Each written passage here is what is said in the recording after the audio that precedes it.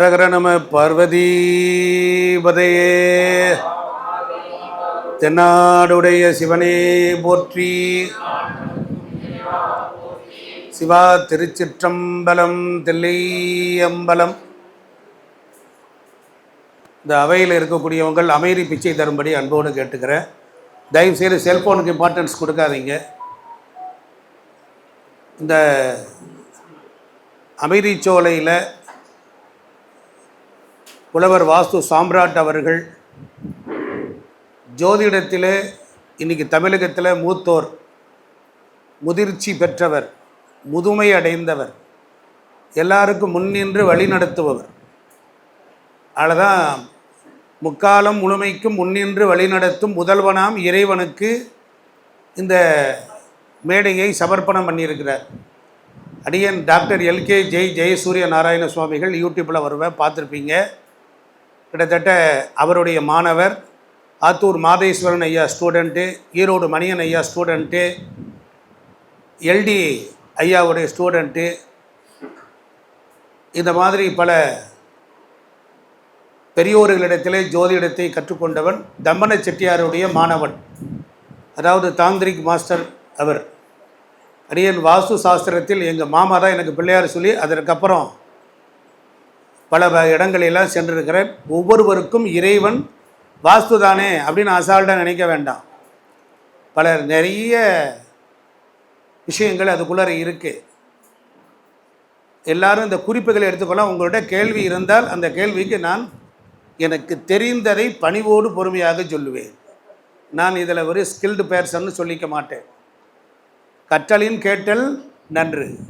அதனால் வாஸ்துனா என்னங்கிறத சொல்லிடுறேன். Living balance in nature. அப்படி தான் என்னுடைய சப்ஜெக்ட்லாம் சயின்ஸ் மாதிரி தான் போகும்.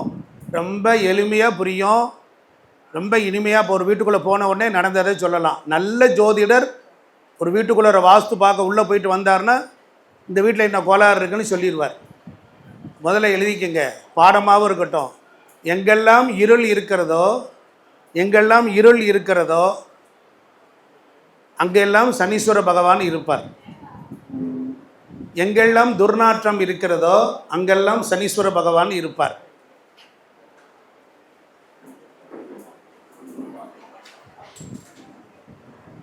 எங்கெல்லாம் ஒரு தண்ணீர் தொட்டி, சுத்தமான நல்ல தண்ணி தொட்டி, அந்த தண்ணீர் தேங்கி அழுக்காகி துர்வாடை வீசினால் அது கேது, அது நீச்சக்கேது. நல்ல கேது என்பது எதை குறிக்கும் என்றால் பூஜை அறையை குறிக்கும்.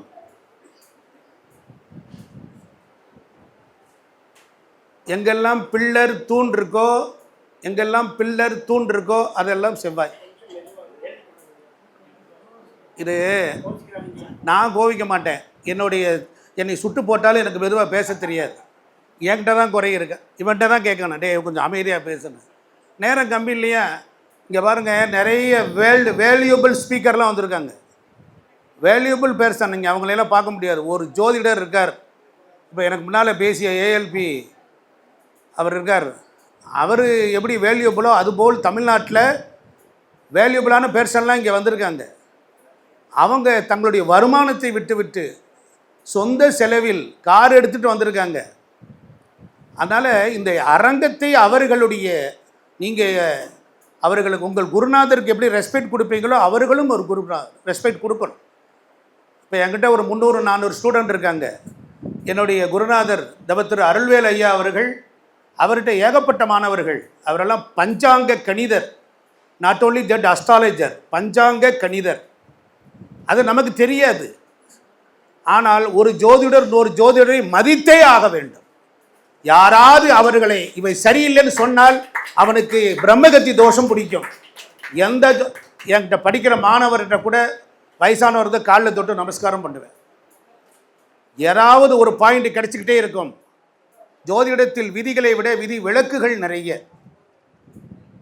இங்கே உட்கார்ந்துருக்கிறக்கூடிய ஒரு அருள்வேல் ஐயா அவர்கள் ஜோதிட ஸ்ரீன்னு ஒரு புக் எழுதியிருக்கார். அது ஒவ்வொரு வீட்லேயும் இருக்கணும். சனி சுகமாக இருந்தால் என்ன பலனை தருவான்? சனியை ஒரு கிரகம் கெட்டு போயிடுச்சுன்னா அது எப்படி நெகட்டிவாக தருவார்? அவருடைய பாயிண்ட்ஸ்லாம் ரொம்ப அற்புதமாக இருக்கும். ஏஎல்பி ஜோதிட கலை வந்து இன்று உலகத்திற்கு கிடைச்சிருக்கு. எப்படி பாரம்பரிய ஜோதிடம் இருந்ததோ அதே போல் அதுக்கப்புறம் கேபி வந்திருக்கு. அதுபோல் நம்மளுடைய பாரம்பரியத்தில் வயது ஓட்டம்னு ஒரு வகுப்பு இருக்குது.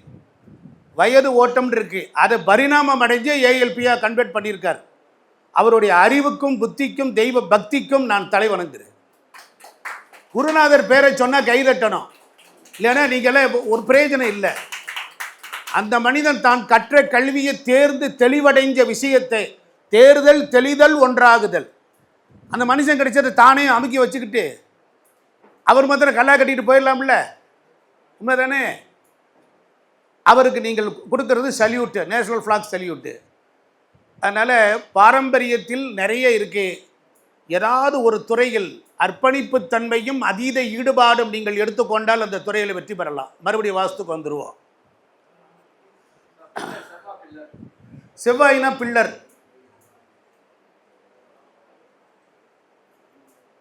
செவ்வாயினா பில்லர், பீமு, தூணு, இதெல்லாம் செவ்வாயாக இயங்கும்.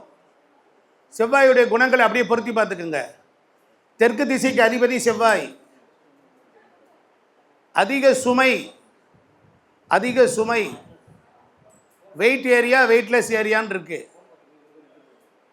வெயிட் இல்லாத ஏரியா ஃபுல்லாகவும் குருவும் சுக்கிரனும் புதனும் வந்து அங்கே நிற்பார்கள். நல்லா கவனிக்கணும். வடக்கு, வடகிழக்கு, கிழக்கு. ஒரு குரு உற்பத்தி ஆக வேண்டுமானால் வடக்கு திசைக்கு வாஸ்துல திக்கு இருக்குது. 12 கட்டம் போட்டிங்கன்னா அதில் வாஸ்துல திக்கு இருக்குது. வடக்கு திசைக்கு 2க்குமே புதன் தான் வருவார். அப்போ வடக்கு திசை புதன் நவகிரகங்களில் குருவில் இருக்காருன்னார். அது வேறு தத்துவம். வீட்டில் இருக்கக்கூடிய விஷயத்தை வீட்டுக்கு பார்க்குற வாஸ்து அஸ்பெக்ட் ரூலை கோவிலில் கொண்டு போய் இணைக்கக்கூடாது. ஆயாதி கணிதம் என்பது எதை என்பதெல்லாம் சொல்லலாம், நல்ல சொல்லலாம், பிரமாதமான விஷயம். இப்போ வாஸ்துவில் எடுத்துக்கிட்டிங்கன்னா ஈசான்ய மூலையில் ஒரு நல்ல தண்ணி தொட்டி இருக்குது, ஒரு போர் இருக்குது. உடனே பணம் சேரும் செல்வம் சேரும்னார். ஆனால் அந்த போரை யூஸ் பண்ணாமல் இருந்தீங்கன்னா அந்த தண்ணி கெட்டு போயிரும்ல. அப்போ அது என்ன ஆகும்? சனி கேதுவாக மாறிடும். அப்போ என்ன செய்யணும்? அது புழங்கினா தான் நன்மை தரும். இந்த மாதிரியெல்லாம் நிறைய உள்ள டெப்த்தாக இருக்குது. நீங்கள் இன்னும் எவ்வளவு குண்டக்க மண்டக்க கேள்விகளுக்கு நான் ஆன்சர் பண்ண சரஸ்வதி எனக்கு மீனாட்சி எனக்கு வாய்ப்பை தந்திருக்கிறா.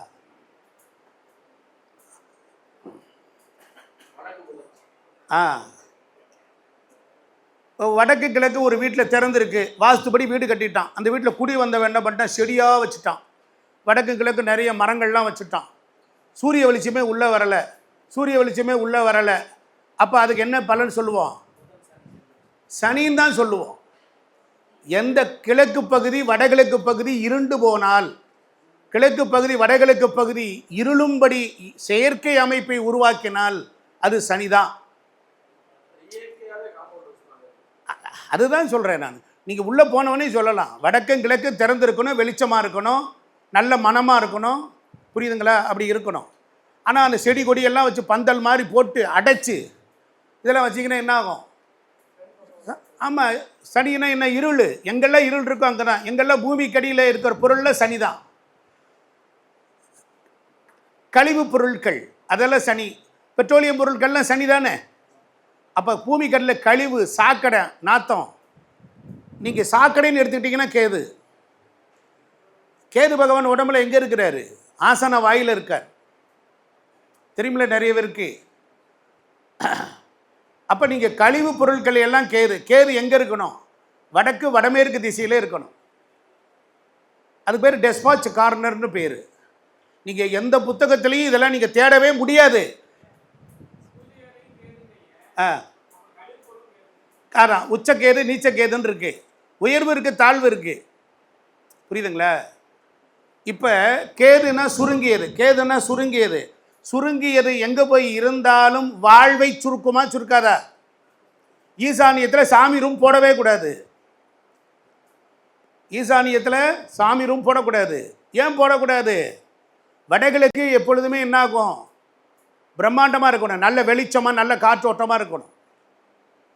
அதுக்கு ஏதாவது விஞ்ஞானபூர்வமாக ரூல்ஸ் வேணுமா உங்களுக்கு? ஏன் வடக்கு கிழக்கு திறந்திருக்கணும்? ஏன் வடகிழக்கு அடைக்கக்கூடாது? காஸ்மிக் எனர்ஜின்னு இல்லை, சூரியன் ப்ளஸ் அந்த நார்த்து வட துருவம். அதுக்கப்புறமேல் நம்முடைய வாஸ்துல முதல்ல ஹைலைட் எது தெரியுமா? துருவ நட்சத்திரம். துருவ நட்சத்திரம் வடக்கும் கிழக்கும் சேர்ந்து துருவ நட்சத்திரத்தோடு இணையும் பொழுது பாசிட்டிவ் எனர்ஜியை உற்பத்தி பண்ணுது. பூமி இப்போ நான் ஒரு படம் சாட்டிடுறேன். பேனா இருக்கா? இங்கே பேனா இருக்காம்மா? மார்க்கர் பேனா எங்கே இருக்குது? அதை கொஞ்சம் நோண்டி எடுத்து விடுங்க.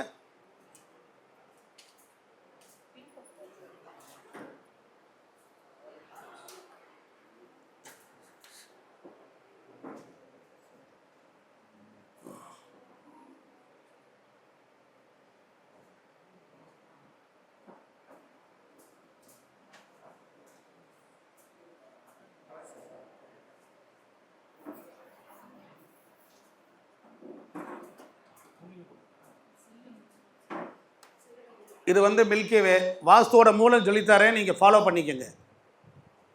சூரியன் சந்திரன் அதெல்லாம் இந்த பஜனையே வேண்டாம், இந்திரன் அக்னி வேண்டாம், பியூர் சயின்ஸு. தயவுசெய்து அமைதியாக கேளுங்க.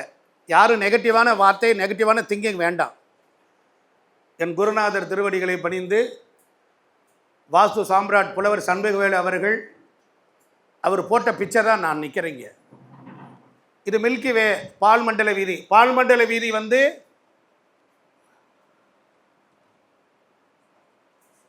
பால் மண்டல விதிக்கு ஒரு நட்சத்திரம் இருக்குது. யாராவது சொல்லுங்க பார்ப்போம் ஜோசியர்கள்.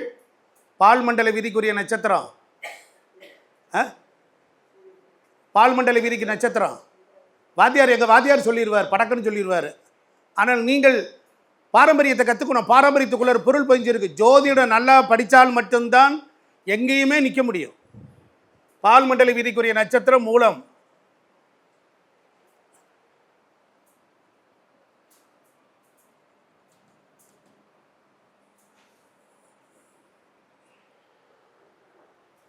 இந்த பால் மண்டல வீதியில் பூமியானது லட்சக்கணக்கான ஆண்டுகளாக வடகிழக்கு திசையை நோக்கி போகுது. நம்ம எல்லாருக்கும் தெரியும், சூரியனுடைய பாதையிலிருந்து 23 டிகிரி இப்போ 4 டிகிரி கடந்து 28 டிகிரியாக சாய்ந்து விட்டது. இன்றைய அறிவு பிரகாரம் 28 டிகிரி சாஞ்சிருச்சு. ஸோ அதனால் வந்து என்ன ஆகுதுன்னா, இந்த பூமி ஏன் இங்கிருந்து ஈசானியத்தை நோக்கி போகுது அப்படின்னா, milky way plus V energy. Milky way வந்து ப்ளஸ் வி எனர்ஜி, பூமி என்பது மைனஸ் வி எனர்ஜி. பூமி என்பது அடர்த்தியானது, பருப்பொருளானது. இது வந்து பாசிட்டிவ் எனர்ஜி. மில்கி வே பாசிட்டிவ். நல்ல கவனிங்க. ரசிச்ச ஜோதிடமோ வாஸ்துவோ எந்த சப்ஜெக்டோ நியூபரலாஜியோ அறிந்து புரிந்து தெரிந்து தெளிந்து படிச்சுட்டிங்கன்னா நோட்டெல்லாம் தூக்கி போட்டலாம். பால் மண்டல வீதி பாசிட்டிவ், பூமி வந்து நெகட்டிவ். இந்த நெகட்டிவ் வந்து பாசிட்டிவை நோக்கி போகுது. பாசிட்டிவை நோக்கி போகுது. போகும் பொழுது இந்த பால் மண்டல இது ப்ளஸ்ஸும் மைனஸும் இணையுது. தள்ளி விட அங்கிட்டு ஓரமாக இருக்கு.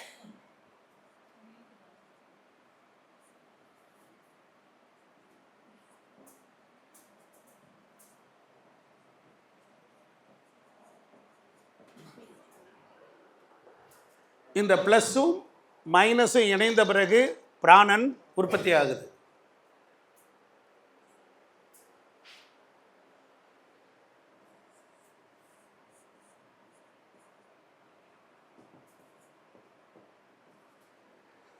ஒரு மனிதனுக்கு பிராணசக்தி தேவைப்படுது. இந்த பூமிக்குள்ள 84 லட்சம் யோனி பேதங்களுடன் கூடிய எங்கம ஜங்கம எல்லாமே உயிர் பொருள்கள்லாம் இருக்குது. இந்த பாசிட்டிவ் நெகட்டிவை தேடி வருதா, இந்த நெகட்டிவ் பாசிட்டிவை தேடி போகுதா? நெகட்டிவ். ஆமாம், இது வந்து அஸ்ட்ரானமியில் இந்த பாயிண்ட்ஸ் கரெக்டு. அஸ்ட்ரானமியில் கரெக்டு. அதுக்கப்புறம் இந்த பூமிக்குள்ளர இதே செயல் உல்டாவாக நடக்கும், டைரக்ட் இன்டைரக்டாக நடக்கும். ஐயா இங்கிட்ட வந்துருங்க, இப்படி வந்துருங்க ஐயா. அங்கிட்ட போய் உட்காரலாம். நீங்கள் இங்கிட்ட வந்துருங்க, இங்கிட்ட வாங்க, இப்படி வாங்க. யாருக்காவது டவுட் இருந்தால் உடனே கிளியர் பண்ணிடலாம். இது வந்து இது மைனஸு இப்போ நோக்கி ப்ளஸ்ஸை நோக்கி போகுது. ஏன் ப்ளஸ்ஸை நோக்கி போகுது? இது ப்ளஸ்ஸு ஃபுல்லாக இருக்குது, கோடிக்கணக்கான அளவிற்கு அளவிட முடியாத ப்ளஸ் இருக்குது. இந்த மைனஸ் என்ன செய்யுது? இது இங்கேருந்து போகுதுன்னா அதுக்கு ஒரு சின்ன உயிரினத்தை வச்சு விளக்கம் சொல்லிடுறேன்.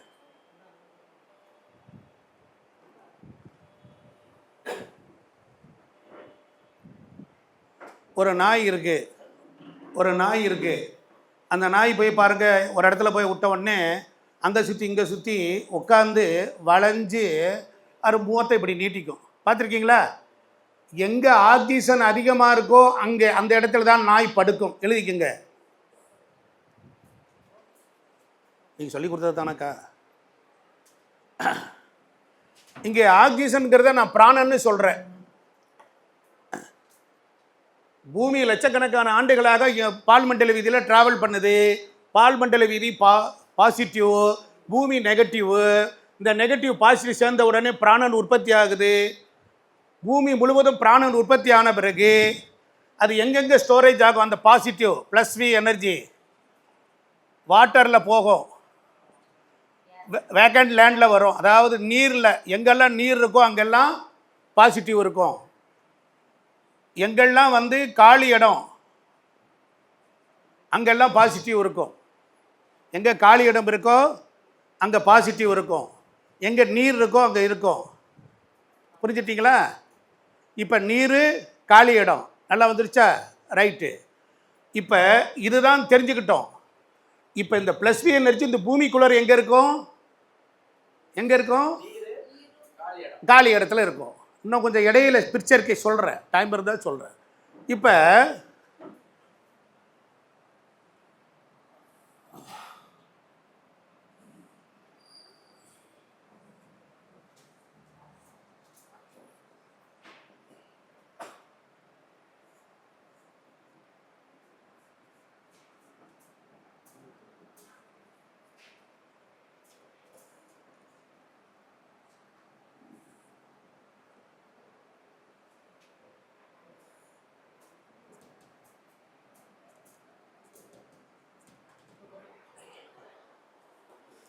அந்த ஒரு படம் வரைஞ்சிருக்கேன் பாருங்கள்.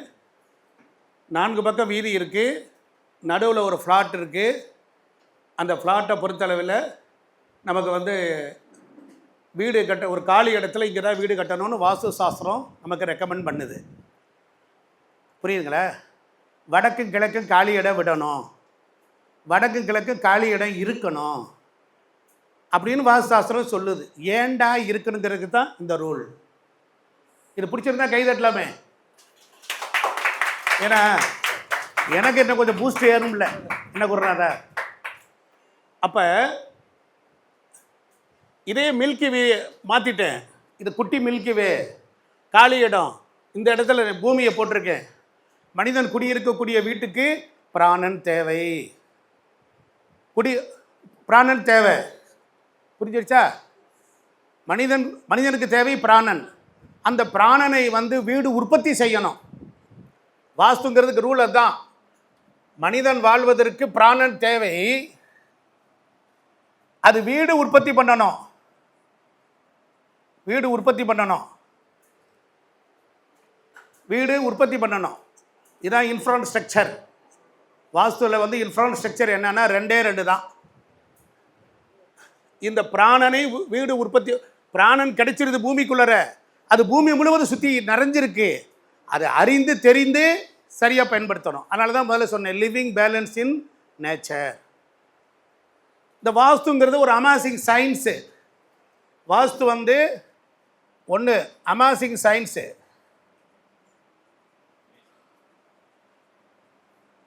வாஸ்து என்பது ஒரு amazing science. Vastu equal to ஒரு மிஸ்டீரியஸ் பவர். இந்த வாஸ்து ஒரு 3 வகையாக இருக்குது. ஒரு மனிதனுக்கு 3 வகையில் ஒரு இடத்துல வருது. வாஸ்து வந்து எப்படி வருது, வேலை செய்யும் அப்படின்னா, ஒன்று man of the luck, 2 heaven luck, 3 earth luck. Heaven luck. 3 types of lucks இருக்குது. எழுதிக்கங்க, 3 types of lucks. 1 man of the luck, 2 heaven luck, 3 earth luck. நம்ம முதல்ல வந்து படிச்சுக்கிட்டு இருக்கும்போது படிக்கும்போதே தண்ணீரை அடைந்து படிக்கணும். ஒரு வாத்தியார் சொல்லி கொடுத்ததுக்கப்புறம் வாத்தியாரை விட 2 பாயிண்ட் எடுத்து விடுறவன் தான் மாணவன்.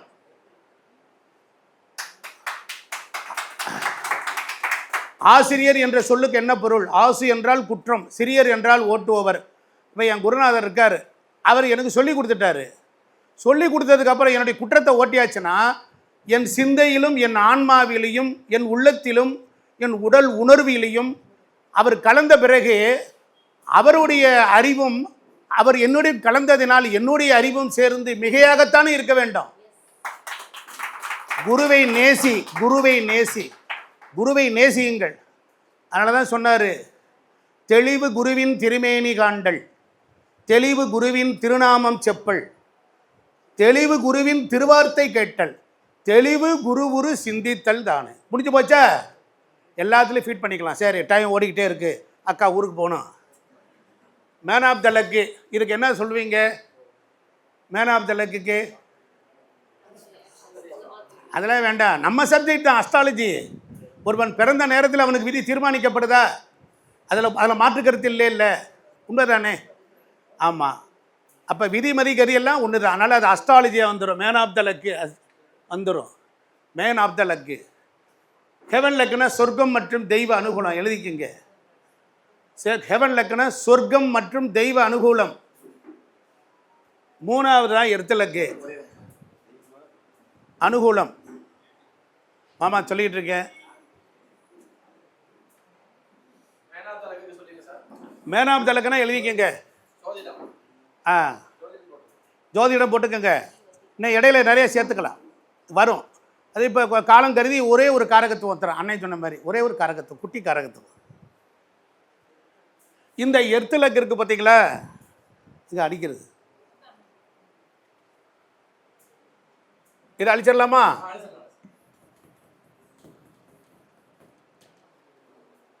இந்த எர்த்து லக்கு மாத்திரம் நான் எடுத்துருக்கிறேன்.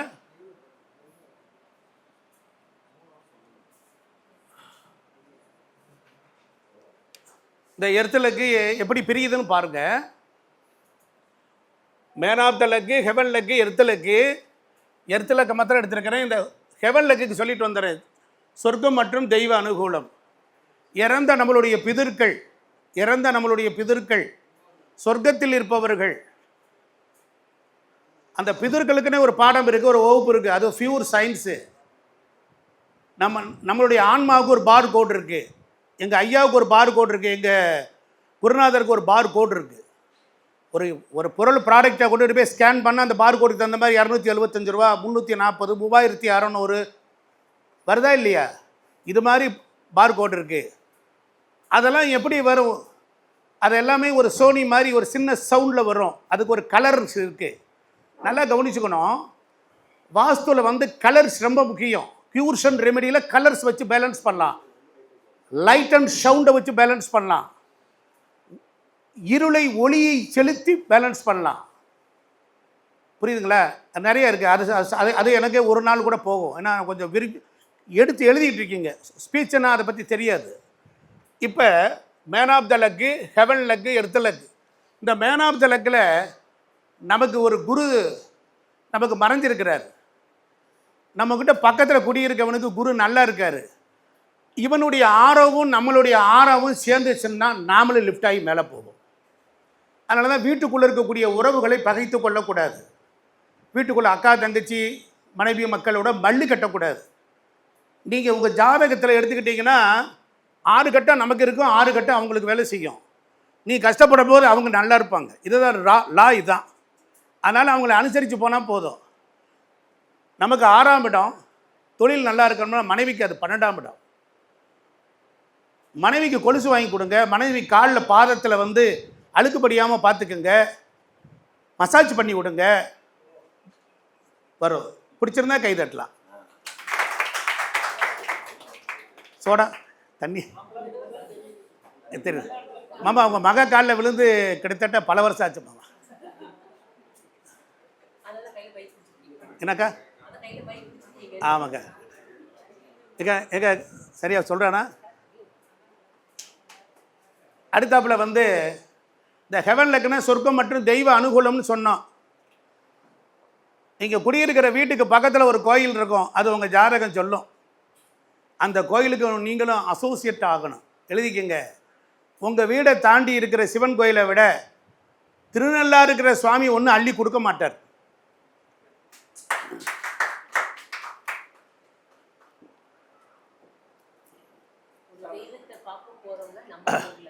நீங்கள் எங்கே குடியிருக்கீங்களோ அங்கே ஒரு மரம் இருக்கும், குடியிருக்கிற மரம். எர்த்துக்கு எல்லாமே தான். அங்கே இருக்கக்கூடிய மரம் தான் உங்களை காப்பாற்றிக்கிட்டு இருக்கும். விருட்ச சாஸ்திரத்தை பற்றி எழுதிக்கிட்டு இருக்கேன், இன்னும் முடிவடையில். இந்தந்த மரங்கள்கிட்ட போய் நின்னா நல்லது நல்லது நடக்கும்னு எழுதியிருக்கிறேன்.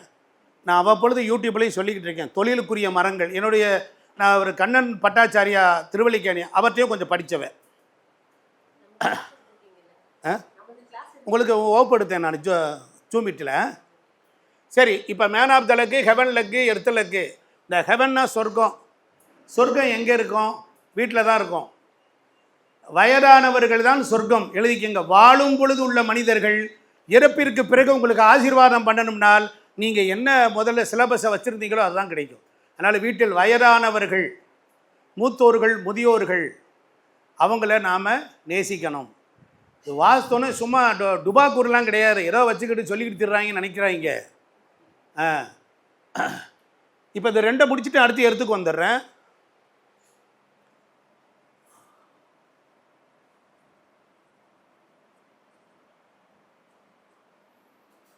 Landscape help. எர்த்தில் லேண்ட்ஸ்கேப், பூமி. இங்கிலீஷில் சொல்கிறேன்ல, இங்கிலீஷில் படித்தேன், தமிழில் சொல்கிறேன், அவ்வளோதான். அது ஈஸியாக இருக்கும். லேண்ட்ஸ்கேப்னா பூமி வச்சுக்கோங்க. Landscape help. இந்த பூமி மட்டம்னு வச்சுக்கோங்க, அப்படியே வச்சுக்கோங்க, தரை மட்டம்.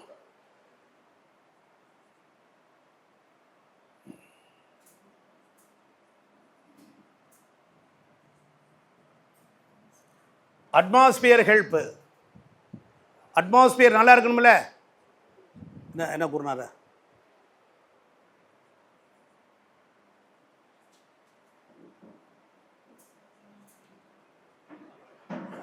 Surrounding help. சரௌண்டிங் எர்த்தில் என்ன வருது பாருங்கள். Landscape help, atmosphere help, surrounding எனர்ஜின்னு போட்டுக்கோங்க. சரௌண்டிங் ஹெல்ப்பை விட எனர்ஜின்னு போட்டுங்க, மாற்றுங்க.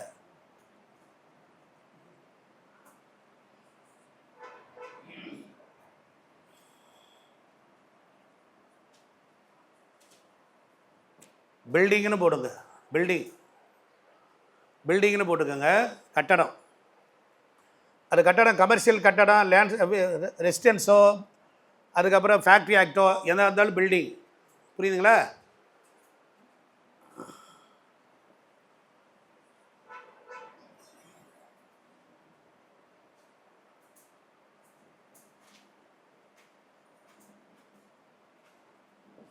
Internal goods.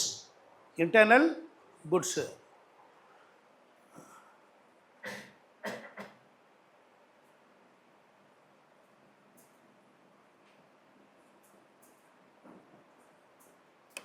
Living people. இப்போ நான் சொல்லிடுறேன், பூமி நல்லா இருக்கணும். இப்போ தெற்கு மேற்கு உயர்ந்திருக்கணும், வடக்கு கிழக்கு தாழ்ந்திருக்கணும். அது எந்த கான்செப்டில் வச்சு எடுத்தோம்னா, இந்த எர்த்தானது அந்த வடகிழக்கு நோக்கி தாழ்ந்து போகிறனால இங்கிருந்து அந்த ரூல் எடுக்கப்பட்டிருக்கு. நம்முடைய வாஸ்துவினுடைய, இப்போ நான் யார்ட்டாவது ஒரு ஆள்கிட்ட படிச்சிருப்பேன்ல, அப்போ அந்த குருமார்கள் எழுதியிருப்பாங்க. ஆனால் அது எந்த நூல்லையும் விரிவாக சொல்லலை. நம்ம ஆராய்ச்சி பண்ணும்போது பிரபஞ்சம் என்னை தேர்ந்தெடுத்து இதை சொல்லுன்னு சொல்லுது. உங்கள் காதுகளில் ஒரு நற்செய்தி விழுக வேண்டுமானால் என் வாயிலிருந்து இறைவன் அதை நழுவ விடுவான். புரிஞ்சிருச்சா? எனக்கு மாத்திரம் இன்னைக்கு இந்த டைம் ஷெட்யூல் கிடைக்கலன்னா உங்களுக்கு கிடைச்சிருக்காது, எனக்கு மாத்திரம் கிடைச்சிருக்கும். புரியுதுங்களா?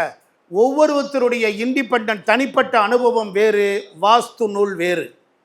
ஒரு வீடு போல் ஒரு வீடு இருக்காது. ஒரு வீட்டில் வாழும் மனிதர்களுடைய ஹேபிட்ஸ் மாதிரி இன்னொருத்தருக்கு இருக்காது.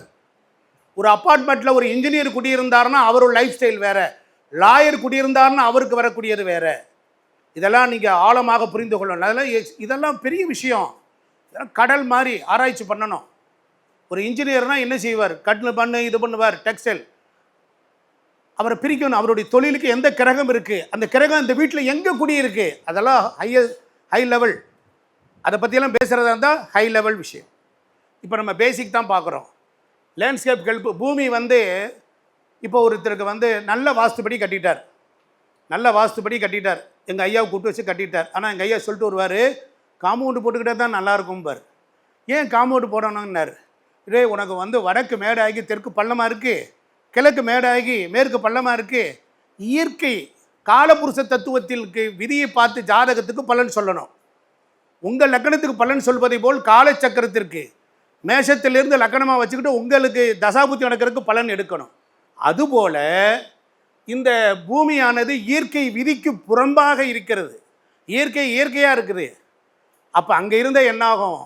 வடக்கு மேடாக இருந்தால் அங்கே வாழக்கூடியவங்களுக்கு எதிர்நீச்சல் போடணும். பொருளாதாரத்தில் வடக்கு என்பது எதிர்நீச்சல் போடணும். தொழிலில் ரொம்ப ஸ்ட்ரகிள் வரும். ஆனால் பூமியில் எப்படி வேணாலும் இருந்துக்கலாம். பூமி எப்படி வேணாலும் இருந்துட்டு போட்டோம். அதுக்கு ஒரு இன்ஃப்ராஸ்ட்ரக்சர், நல்ல காம்பவுண்டு போட்டு அதுக்குள்ளே ஒரு வீடு போட்டால் எப்படி இருக்கும்? வெளியில் அன்வான்ட் எனர்ஜி நிறைய இருக்கும். ஆனால் வாண்டட் மாத்திரம்தான் எடுத்துக்கிறோம். வெண்டைக்காய் நிறைஞ்சு நிற்கும், கடையில் கிடக்கும். லேடிஸ் ஃபிங்கரை லேடிஸு அமுக்கி பார்த்து வாங்குறாங்க. எது உணவுக்கு பயன்படும் என்பது போல் பூமி எப்படி வேணாலும் இருக்கட்டும். பூமியின் மேல் ஒரு கட்டடம் கட்டணும்னால் அந்த பூமியை சதுரிக்க வேண்டும். இதெல்லாம் நிறைய இருக்குது. கோடல் மணலாக பூமி இருந்தால் என்னாகும்? விட்டு கொடுக்குற மனப்பான்மை இருக்க வேண்டும். 4 மூலை இழுவையாக இருக்குது. அப்போ அதை சதுரிக்கணும். அதில் வாஸ்து டிவைனர் அப்படின்னு சொல்லி ஒரு சப்ஜெக்டை போட்டு அவர் இதை தெரிஞ்ச பிறகு அவர் வைத்து கொள்ளுகிற டூல், அதுக்கு அவருக்கு ஒரு நல்ல டேப் வேணும், ரசமட்டை வேணும், மூளை அளக்கக்கூடிய கருவிகள் வேண்டும். நவீனமான முறையில் போனால் பெண்டுலம், தெரபெட்டிக் பெண்டுலம் வேண்டும். அதுக்கப்புறம் எங்கள் மாமா யூஸ் பண்ணிக்கிட்டு இருக்கார். அது என்ன மாமா? அது ஒரு எனர்ஜி, பெண்டகன்று சொல்கிறார். அதில் நிறைய 3-4 வகை இருக்குது. அதை வைத்து கொண்டால் நம்மளுடைய உடல், உயிர், மனம், ஆன்மா, சித்தம் எல்லாத்தையும் ஒரு நேர்கோட்டில் கொண்டுட்டு வந்தீங்கன்னா, அப்படி பிளைனாக நின்றீங்கன்னா, எந்த இடத்துல நெகட்டிவ் இருக்குன்னு சொன்னால் அந்த இடத்த காட்டும், அந்த கருவி காட்டும். நிறைய இருக்குது. நீங்கள் இன்னும் கொஞ்சம் முன்னேறுன்னு எழுதி போடுங்க. உங்கள் வீட்டில் இந்த துறையில் இன்னும் கொஞ்சம் முன்னேறுன்னு எழுதுங்க. காலையில் எழுதிச்சோன்னே அதை பாருங்கள்.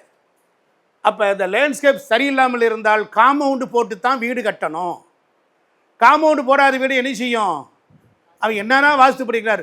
ஒரு மனிதனின் ஆரோக்கியத்தை தீர்மானிப்பது கட்டிடம், அந்த ஒரு மனிதனுடைய விதியை தீர்மானிப்பது கட்டிடத்திற்கும் காம்பவுண்டுக்கு இருக்கக்கூடிய இன்பிட்வீன் ஏரியா. எழுதிக்கங்க.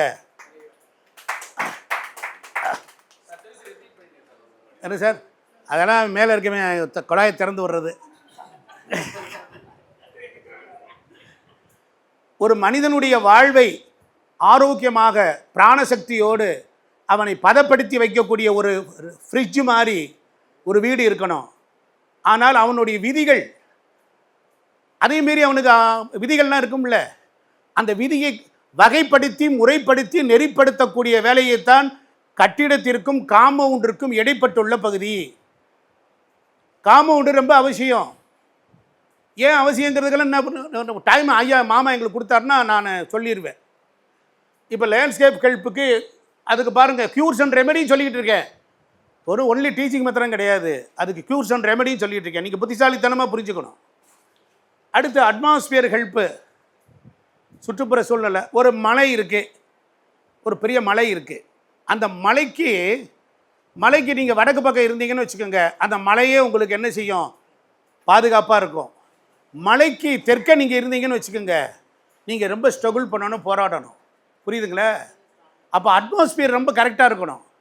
பக்கத்தில் அட்மாஸ்பியர் இதாக இருக்கணும். இது மாதிரி அந்த வகையில் நிறைய விஷயங்கள் அதில் பிரிவாக பாடம் வரும். அது வகுப்பு நடத்தும் போது அவற்றை வகுப்பு படிச்சுக்குங்க. சரௌண்டிங் எனர்ஜின்னு இருக்கும். ஒரு நல்ல வீடு இருக்குது, பக்கத்தில் ஒரு செயின் ஃபேக்ட்ரி, கட்டிங் ஃபேக்ட்ரி இருக்குது. டங்கு டங்கு டங்கு டங்கு டங்குன்னு சத்தம் கேட்குது. மன உளைச்சல் வருமா? வராதா? யாருக்கு வராது? எல்லாருக்கும் வரும். ஒரு உண்மை தானே? அப்போ சரௌண்டிங் எனர்ஜி ரொம்ப முக்கியம். சரிதானா? பில்டிங், வீடு, இவ்வளவு கியூபிக் ஏரியாவுக்கு இவ்வளோ ஆக்சிஜனை ப்ரொடக்ஷன் பண்ணணுங்கிறத law that called as to மணியடி சாஸ்திரா. ஒரு கொடுக்குற மனையடி சாஸ்திரப்படி 1:2ங்கிற ரேஷியோவில் நல்லா கவனிக்கணும். அங்கிட்ட வெளியில் பராக் பார்க்காதீங்க. பாரத பிரதமர் நரேந்திர மோடியே வந்தாலும் திரும்பக்கூடாது பாடத்தில். உண்மையிலே உங்களுக்கு வாத்தியார் மேலே ஒரு இந்த சப்ஜெக்ட் மேலே உங்களுக்கு நம்பிக்கை, இந்த பூமி மேலே ஒரு நம்பிக்கை இருந்தால் யார் வந்தாலும் பராக் பார்க்காதீங்க. 1:2 மனையடி சாஸ்திரத்தை ஏன் ஃபாலோ பண்ணணும்? 1:2ங்கிற ரேஷியோவில் இவ்வளவு கியூபிக் ஏரியாவுக்கு இவ்வளோ ஆக்சிஜன் ப்ரொடக்ஷன் ஆகணும்னு விதி இருக்குது. அதைத்தான் இந்த பில்டிங் இருக்குது. அப்போ ஒரு வீட்டுக்குள்ளே வாழ்கிறவனுக்கு பிராணன் தேவை. அந்த பிராணனை உற்பத்தி பண்ணுறது வீட்டோட கடமை. அது மட்டும் இல்லை, இந்த பில்டிங்குள்ளே லிவிங் குட்ஸ்ன்னு இருக்குது. டேபிளு, சேரு, நாற்காலி, நல்லா கவனிங்க. டேபிளு, சேரு, நாற்காலி இந்த மாதிரி பொருளாக இருக்குல்ல, அதற்கும் பிராணன் தேவை. மனிதன் எதை தொடுகின்றானோ, மனிதன் எதை உபயோகிக்கிறானோ அதற்கெல்லாம் பிராணன் தேவை. புரிஞ்சுங்களா? இருக்கா? டவுட்ஸ் இருக்கா? பிராணன் என்ன தேவை? உனக்கு மாத்திரம் பிராணன் தேவையில்லைப்பா. நீ உபயோகப்படுத்துகிற டேபிள், சேரு, நாற்காலி எல்லாத்துக்கும் பிராணன் தேவை. வீடு ஒரு பிராணனை உற்பத்தி பண்ணி அது முதல்ல சாப்பிடும். வீடு உற்பத்தி பண்ணி செங்கல், மணல், ஜல்லி, இரும்பு பொருள்கள் இவைகளெல்லாம் ஆர்கானிக் சப்ஸ்டன்சஸ். இவைகள்லாம் ஆர்கானிக் சப்ஸ்டன்சஸ். அந்த பொருளை அதற்கும் உயிர் தேவை, அதுக்கும் சாப்பாடு தேவை. அதனால் ஒரு வீடு பிராணனை நிறைய உற்பத்தி பண்ணிட்டு என்ன செய்யும்? அதற்கப்புறம் அது சாப்பிடும். அதையும் சாப்பிடும். உங்களை வீட்டில் இருக்கிறது சாப்பிட்றோம். இது உண்மை. இதெல்லாம் மறுக்கவே முடியாது. இதெல்லாம் மறுக்கிறதுக்கு வழியே கிடையாது. இதெல்லாம் சயின்ஸு. சாப்பிட்டதுக்கப்புறம் மிச்சம் இருக்கிறது தான் நம்மக்கிட்ட பிச்சையாக போடும். அப்போ ஒரு வீடு இதெல்லாம் கோல்டன் வேர்ட்ஸ். இந்த நூற்றாண்டில் நான் பிறந்ததுக்கு நான் கற்றுக்கிட்ட குருமார்களுக்கு கொடுக்குற ரிசல்ட்டு.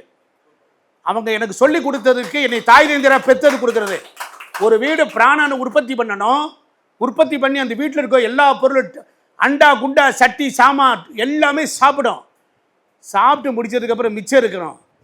மிச்சம் இருந்ததைத்தான் வீட்டில் உயிர் வாழறவர்கள் சாப்பிட முடியும். அப்போ ஆம்பளை வீட்டை விட்டு வெளியே ஓடிடுறான், பெண்மத்தரம் தான் வீட்டுக்குள்ளே இருக்கான். இப்போ நமக்கு பிராணன் உற்பத்தி பண்ணுறது ராங் கான்செப்டில் இருந்து, பிராணன் உற்பத்தி கம்மியாக இருந்து வீடு, டேபிள், சேரெல்லாம் பிராணனை சாப்பிட்டு முடிச்சுட்டு நமக்கு இல்லைன்னா அதனால தான் நோய்வாய்ப்படுகிறோம். பிராண பற்றாக்குறையினால் உடம்பில் நோய் வருகிறது. ஃபென்சி சயின்ஸ் சொல்லுது, Chinese. Yin and yang energy understand ஆகிடுத்த. அப்போ ஒரு வீடு பிராணனை உற்பத்தி பண்ணணும். அதனால தான் என்ன சொன்னால், தட்டுமுட்டு சாமான்கள் அதிகம் வைக்காதேன்னா. தட்டுமுட்டு சாமான அதிகம் வைக்காதுன்னார். என்னவாம்மா? என்ன சொல்கிறாரு? உங்கள் அத்தையை போய் கீழே பாடுறா, அம்படி சாமானாக வச்சுருக்கான்னாரு. அது நாம் இந்த உண்மை, பேருண்மை உங்களுக்குள் விளங்கிவிட்டால், துளங்கிவிட்டால், புரியுதுங்களா? யுவர் பிகம் நீங்கள் முதல்ல புரிஞ்சுக்கணும். அளவுக்கு அதிகமாக ஜாமான் உடைஞ்சது பின்னப்படும். உடைந்த பொருள், பாட்டிலுக்கு மூடி இல்லாதது, ஒரு பொருளை உபயோகிக்கலன்னா அது ஏங்கி தவிக்கும். என்னைய வச்சுக்கிட்டு சும்மா இருக்கான். ஒரு வருட காலம் ஒரு பொருளை தொடாமல் நீங்கள் இருந்தால் அவைகளை தூக்கி எறியுங்கள். ஒரு வருடம் 6 ருதுக்கு, ஏமாமா 6 ருது தானே இருக்கு. 6 ருதுவுக்கும் புரியலையா? ருதுனா ஆனால் ஒரு பொருளை உபயோகப்படுத்தலன்னு வச்சுக்கோங்க, அதை தூக்கி வெளியே வச்சுருங்க. ஒரே ஒரு விஷயம், அன்னைக்கு எல்லா பொருளும் தேவைப்படும்பா, பழசு தேவைப்படும்பா, தூக்கி போடாதப்பான்மா. இன்றைக்கி விசில் அடிக்க வேண்டாம், அவனே அடிச்சுட்டு வந்து நீ எப்போ வேணாலும் பணம் கொடுன்னு சொல்லி வந்துடுது. அன்றைய பொருள்கள் இன்று உபயோகத்தில் இல்லை. பழைய பொருளை ஒரு வயரிங் பண்ணுறவன் கூட எடுத்து யூஸ் பண்ண மாட்டேன். பழைய பொருளுக்கு ஃப்ரிட்ஜ் இருக்கா, ரிப்பேர் பார்க்க மாட்டேன், தூக்கி போகிற யூஸ் அண்ட் த்ரோ டெக்னாலஜி வந்துருச்சு. ஸோ அதனால் வீடு ஆனது பிராணனை உற்பத்தி பண்ணணும். எது எங்கே வைக்கணும், எப்படி இருக்கணும், வெளிச்சம் எங்கே தேவை, வெளிச்சத்தின் குறைவின் காரணமாக எது வருது, எல்லாமே நமக்கு தேவைப்படுது. பில்டிங் முக்கியம், இன்டர்னல் குட்ஸு அதுதான் பொருள்கள். அடுத்து லிவிங் பீப்புள், யார் யார் எங்கே இருக்கணுமோ அங்கே தான் இருக்கணும். கொண்டுட்டு போய் அக்னி மூலையில் கொண்டுட்டு போய் சென்னையில் கொண்டு போய் இது போடுறான், பெட்ரூம் போடுறான். ஹஸ்பண்ட் ஒன்று ஹார்மோனிஸ் அடிச்சுக்கிட்டு சாகிறான். நிறைய யூட்ரஸ் ப்ராப்ளம், செப்டி டேங்கை கொண்டு அக்னி மூலையில் போடுறான், யூட்ரஸை கட் பண்ணி தூக்கி எறிகிறான். தெற்கில் செப்டி டேங்கு மாத்திரை சாப்பிட்டுக்கிட்டு இருக்கான், கன்னிமூலையில் செப்டி டேங்கு, மரண தேவதையை வா கூப்பிடுது. இந்த ஒரு படத்தில் கிட்னி எடுப்பால வா வான்னு கூப்பிடுற மாதிரி கூப்பிடுது. ஆமாம் கூப்பிடுது, மரண தேவதை என் வீட்டுக்கு வான்னு கூப்பிடுது. தண்ணீர் என்பது பாசிட்டிவ். அது நார்த் ஈஸ்ட்டு, நார்த்தில், கிழக்கு மிடில் ஆஃப் ஈஸ்டில் இருந்தால் தண்ணீர் காளியிடம் வீட்டிற்கு பிராணனை கொண்டு வந்து சேர்க்கிறது. ஆணும் பெண்ணும் சேர்ந்தால் நாம் பிறந்தது போல் பாசிட்டிவும் நெகட்டிவும் சேர்ந்தால் பிராணன் உற்பத்தி ஆகிறது. இந்த பிராணன் உற்பத்தியாகி அது வீடு முழுவதும் சாப்பிட்டு அதற்கப்புறம் உள்ள வாழ்பவர்கள் சாப்பிட்டு சுகமாக இருக்கணும். பிராண பற்றாக்குறையினால் நோய் வருது, பேய் வருது. அதுபோல் அந்த பிராணனை வழிவகையோடு முறைப்படுத்தக்கூடிய விஷயங்கள் தான் அது 9 பாகமாக பிரியும்னா. இந்த ஈசானியத்தில் ஏன் வாசல் வைக்கணும்னா சில நேரத்தில் கோணலாக கிழக்கு இப்படி வந்து விட்டால், மேற்கு இது சவுத் இப்படி வந்து விட்டால், இந்த இடத்தை தேர்வு செய்து அவர்கள் காம்பஸ் பிரகாரம் மாற்றி கொடுத்தார்கள். இப்படி பார்த்த வீடை அடுத்த வாஸ்து பார்க்க வந்தேன், பார்த்தான் இங்கேயும் வாசல் வைக்கிறான்னா வாஸ்துவில் உச்சம் நீச்சம் கிடையாது. வாஸ்துவில் உச்சம் நீச்சம் கிடையாது. 9 பதம் இருக்கிறது. நீங்கள் அதனால அந்த காலத்தில் பாருங்கள் என்ன பண்ணுவான், கிழக்க நீ எப்படி வேணாலும் போட அப்படின்ட்டு இந்த மையத்தில் வாசல் வச்சுருவான். இது வெஸ்ட்டு, சவுத்து, இப்படி வாசல் கிழக்க வச்சுட்டு போயிடுவான். பிரம்மஸ்தானம் முக்கியம். அதனால் இப்படி இந்த லிவிங் பீப்புள் யார் யார் எங்கு தங்கியிருக்க வேண்டும் என்கிற வழிமுறை. அதுபோல் அளவுக்கு அதிகமான சாமான்கள், பூஜை அறை இல்லாதவர்கள் தீக்காக்காரங்க கூட இருக்காங்க, இஸ்லாமியர் கூட இருக்காங்க, கிறிஸ்துவ பெருமக்கள் இருக்காங்க.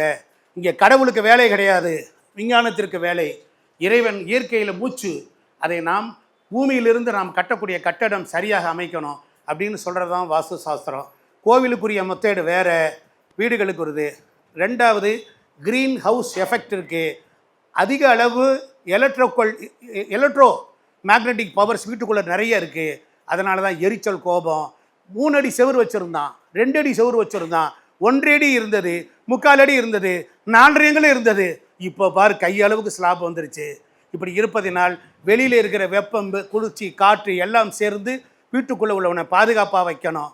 அது பாதுகாப்பு இல்லை என்று சொல்லி வாஸ்துப்படி நாம் சரியான வீடு கட்டணும், சரியான இடத்துல ஜன்னல் வைக்கணும், காற்று வரணும், வெளிச்சம் வரணும். உண்மையிலே ஒரு நல்ல குருமாரை தேர்ந்தெடுத்து நீங்கள் படித்து கொண்டு உங்களுக்கு வரக்கூடிய கிளைண்ட்டுக்கெல்லாம் சொல்லுங்கள், பாரம்பரியம் சிறந்தது, பாரம்பரியம் சிறந்தது. நவக்கிரகம் என்கின்ற பூமியில் வாஸ்து எனும் மாளிகையை கட்டியிருக்கிறதாக எங்கள் மாமா சொல்லுவாங்க. நவக்கிரகங்கள் இல்லாமல் இல்லை. ஒரே ஒரு வரி சொல்லி முடித்து ஒரு தசாபுத்தி சரியில்லாத போது நல்ல திசைகள் உள்ள வீடுகள் உங்களை காப்பாற்றும். நன்றி, வணக்கம்.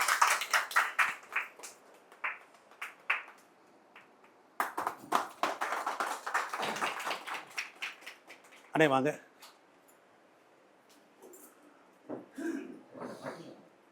வாங்க வாங்க தம்பி வாங்க. அம்மா வாமா, இப்படி வா. வாங்க வாங்க வாங்க. பெரிய ஜோசி அவங்கள எங்கேயும் பார்த்துருக்குமே. அவங்க பெரிய ஜோசி. ஆமாம் ஆமாம் ஆமாம்.